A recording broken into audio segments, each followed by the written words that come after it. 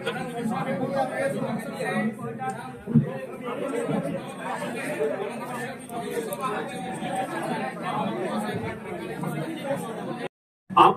मुद्दों और मूल्यों की राजनीति को लेकर बिहार में जो आए हैं वह कितना सफल होगा, और यहाँ के लोगों के बीच जो परंपरागत राजनीति के माइंडसेट है और बिहार के लोगों को दिलों को कितना बदल पाएंगे, ये मैं जानना चाहता हूँ। भाई, ये आकलन करने के लिए तो आप जैसे लोग बैठे हैं समाज में। हम तो शादी में घोड़े पर बैठा हुआ दूल्हा की तरह है, हम तो चल दिए हैं। आपको देखना है कि बारात को अच्छा लग रहा है कि नहीं और बारात में कितने लोग हैं। लेकिन पिछले 2 बरस से जो प्रयास हम लोग कर रहे हैं और जो लोग इससे जुड़ रहे हैं, अगर आपने जो बात बताई वही परंपरागत सोच, वही परंपरागत मूल्य, वही परंपरागत तरीकों का ही प्रभाव है, तो जन स्वराज में हजारों लोग जुड़ कौन रहे, ये आप बताइए। आपने अपने पत्रकारिता के जीवन में कभी ये देखा हो कि रूलिंग पार्टी, आज अभी भाजपा और जदयू रूलिंग पार्टी है, रूलिंग पार्टी और मुख्य विपक्ष आरजेडी, उनके दलों के नेता अपना दल छोड़कर, अपना पद छोड़कर एक ऐसी व्यवस्था से जुड़ने का प्रयास कर रहे हैं, जुड़ रहे हैं जो कि अभी दल बना भी नहीं है। ये इस सोच की ताकत का ताकत है। अभी दल बना नहीं है और तीनों चारों दल जो कि परंपरागत राजनीतिक के ध्वजवाहक हैं, उनके यहाँ खलबली है जो आपको भी दिख रही है।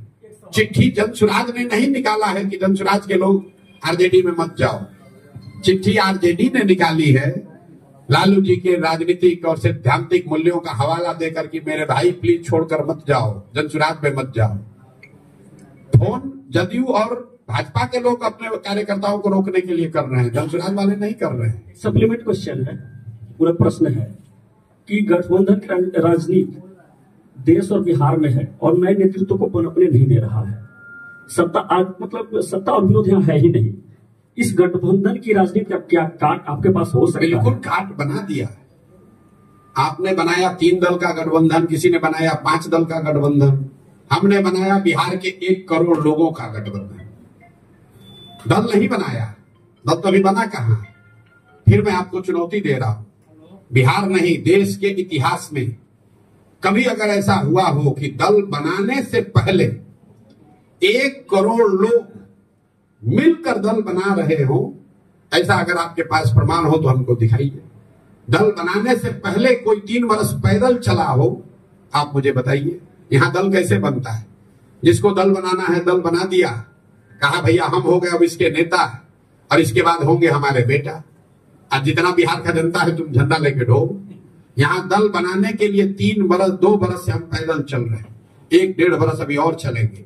ये भी घोषणा की कि दल बनने पर ना इसके हम नेता बनेंगे, ना नेता हैं ना बनेंगे। 2 अक्टूबर को आप देखिएगा, यही बिहार की जनता जिसको आप बता रहे हैं कि जातियों में बटा है, अपराधीकरण है, बाहुबल है, जिसको समझ नहीं है, जो अनपढ़ है, जो 500 रुपए पर बिक जाता है, यही बिहार की जनता मिलकर एक साथ बैठकर बिहार के सबसे काबिल 20-25 लोगों का नेतृत्व चुनकर देगी। और तब आप कहिएगा कि देखिए अच्छा बिहार में ये भी थे। अभी आप लोग कह रहे हैं अच्छा बिहार का कोई लड़का आनंद मिश्रा भी था, ये आए थे तब ना आपको दिखा है। आपको कहां पता था कि असम में जो सबसे बढ़िया आईपीएस अफसर है वो बिहार का लड़का है। ऐसे लोगों को गांव-गांव से, जैसे हम रोज कहते हैं, जैसे दही को मथ के आप मक्खन निकालते हैं, दही में मक्खन है आपको दिखता नहीं, लेकिन उसी दही को आप मथ देते हैं तो उससे बढ़िया सफेद मक्खन निकलता है। तो बिहार का समाज भी उस जमे हुए दही के जैसा हो है, जिसमें मक्खन है, जिसमें अच्छे लोग हैं। समाज को मत कर अच्छे लोगों को निकालने की जरूरत है। मैं अंतिम बात आपको बताऊं, जब लोग कहते हैं ना भैया कोई अच्छा बचा ही नहीं, हम पूछते हैं ये बताओ कि गांव देहात शहर में 100 में 1 आदमी अच्छा बचा है कि नहीं बचा है? तो कहता ना 100 में एगो दुगो तो अच्छा है ये।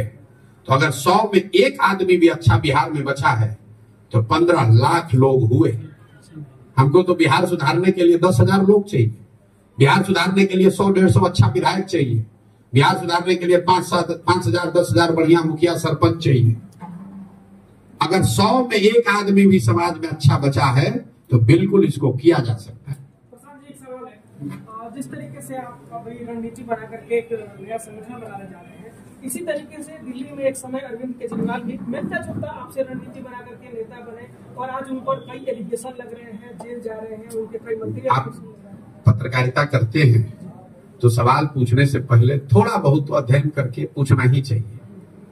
अरविंद, मैं कम से कम 2 वर्ष में 50 जगहों पर मैंने ये बताया है कि प्रशांत किशोर का आंदोलनों में कोई यकीन नहीं है। आम आदमी पार्टी आंदोलन से निकली हुई पार्टी है, अन्ना के आंदोलन से। प्रशांत किशोर का आंदोलन में कोई यकीन ही नहीं है। इसलिए नहीं कि अन्ना के आंदोलन में क्या हुआ कि जेपी के आंदोलन में क्या हुआ। मानव सभ्यता के इतिहास को दुनिया में आप पढ़िएगा तो आपको पता चलेगा कि आज तक फ्रांस की क्रांति को, आंदोलन को अगर अपवाद के तौर पर हटा दिया जाए तो दुनिया में किसी भी आंदोलन से समाज के सृजन का काम नहीं हुआ है।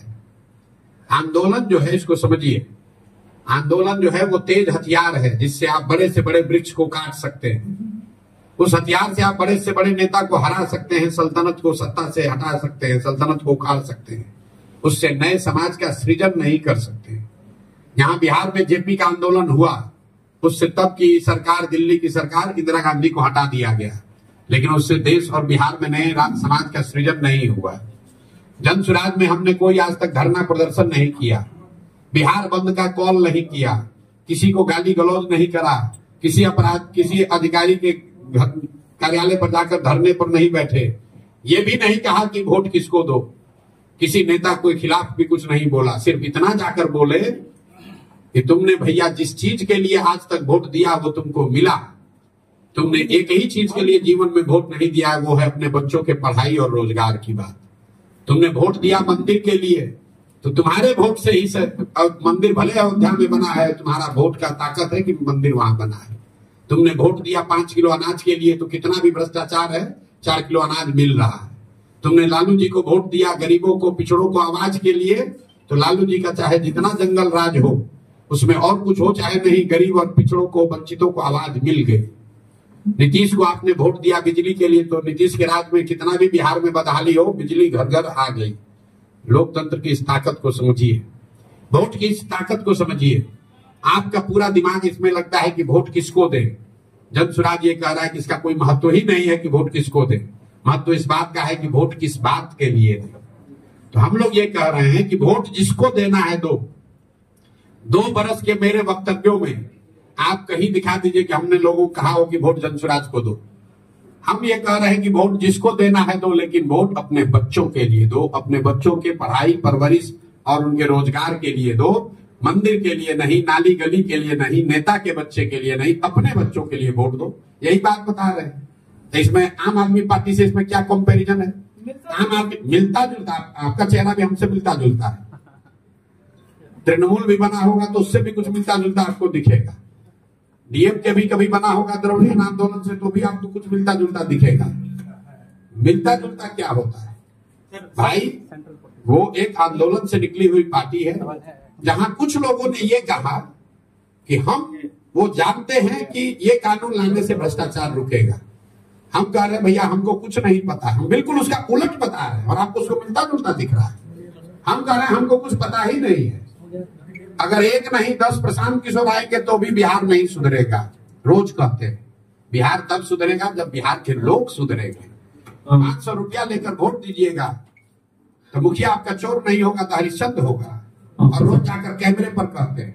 प्रशांत जी, मैं मुकेश सिंह जयतेश कनादेश से ये जानना चाह रहा था कि 2 अक्टूबर गठन के बाद 2025 के चुनाव में जन सुराज आ रही है, किसको अपना प्रतिद्वंदी मानती है और क्या मानक होना चाहिए कैंडिडेट्स के लिए? 2025 में जन सुराज 243 सीटों पर चुनाव लड़ेगी। 242 नहीं, याद रखिए, 243 सीटों पर जन सुराज चुनाव लड़ेगी।